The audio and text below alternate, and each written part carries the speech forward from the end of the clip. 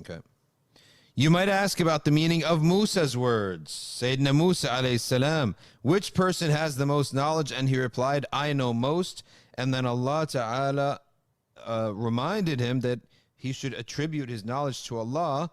And then he says, rather, a slave of ours at the junction of two seas knows more than you.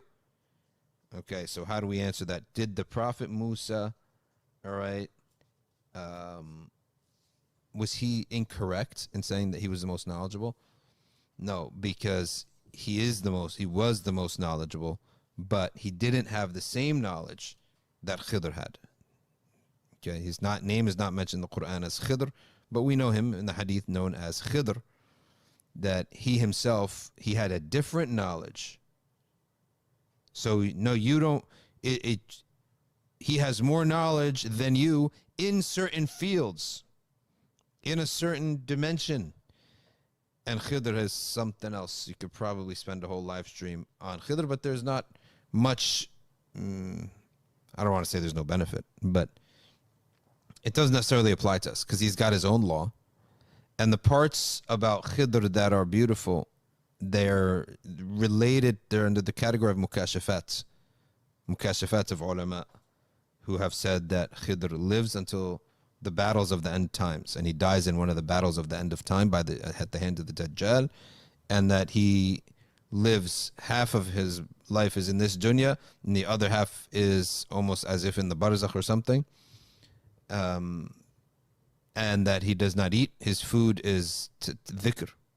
So he has his own law. Just like we said earlier, Sayyidina Isa bin Maryam, he has his own law. Okay? He has his own law. In that law, I don't mean Sharia, I mean physically. In his reality, he can resurrect the dead. He can do all these mu'jizat and that nobody else did. Okay? He can go and be lifted into the skies, into the heavens for over 1,000 years and come back. Okay? No one else does this. So Khidr alayhi salam is in the dunya, and that it is said about him that he's everywhere where there's a calamity, and his job is to roam the earth helping people, and he attends the gatherings of knowledge and the gatherings of dhikr in a spirit of helping the Muslims. And when one scholar I heard talking, he said, if you ever want to see Khidr, go to any relief site. Go to relief. Like now there's an earthquake in Morocco that happened last Friday. May Allah Ta'ala protect the country from having any, after effects or all the side effects and all the deaths. May Allah Ta'ala have mercy upon all those who passed away and make them martyrs. Shuhada. It's the death of a martyr. But they say that in any of those relief sites, Khidr is there. And Allah knows best. But I personally, believe those shuyukh. But it's not a belief that is a aqidah that we can prove. It's just their claim. But knowing who they are and their stature, and how many reports from the scholars that Khidr is seen. So I personally accept it. Right. But again, we can't make it a aqidah. All right. It's their claim. And when a truthful person makes a claim, it's up to you to believe him or not. Okay.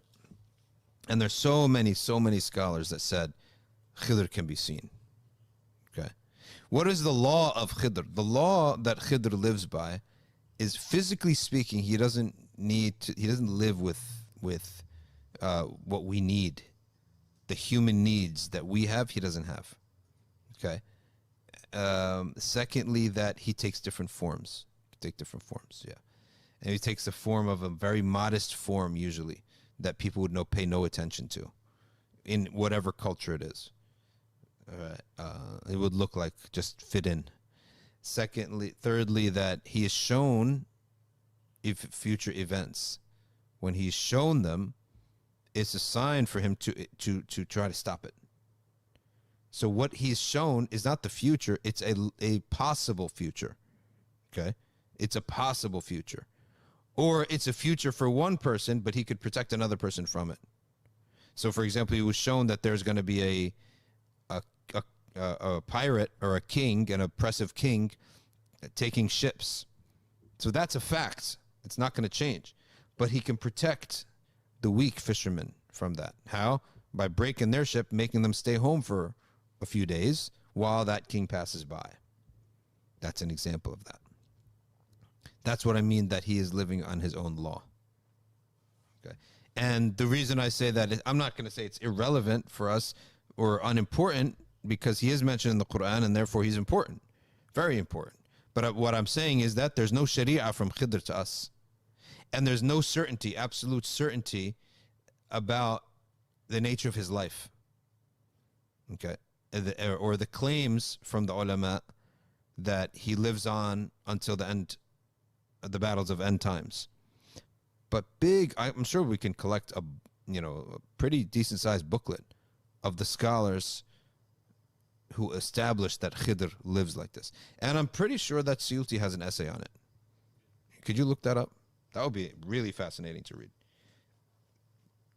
It is a little nebda, a little bit of a nugget on Sayyidina Al-Khidr. Okay.